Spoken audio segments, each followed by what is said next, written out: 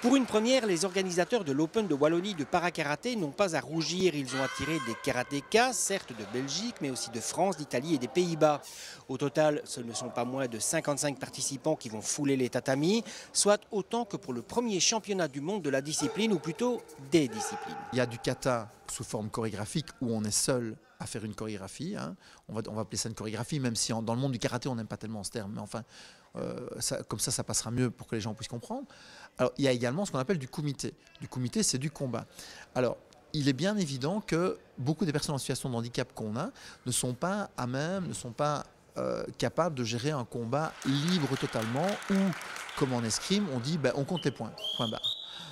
Non, on essaie d'éviter ça. Alors on fait ce qu'on appelle du Sambon Kumité. Alors c'est quoi du Sambon Kumité en japonais? C'est en fait un combat qui est un combat codifié aussi.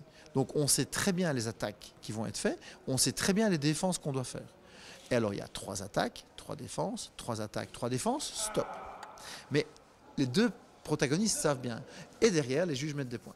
Donc ça ressemble quelque part un peu au kata, sauf que là, à ce moment-là, on a quelqu'un avec qui on va travailler, sont un peu en quelque sorte les applications des katas. Donc les applications, ça veut dire ce à quoi servent les mouvements qu'on va faire. On les fait 2 par 2 et on montre. Donc c'est quoi ce mouvement-là? On fait 2 par 2, on montre que en fait, c'est une protection. Il y a également du kata par équipe de 2 ou par équipe de 3. Par équipe de 2, c'est un valide avec une personne en situation de handicap.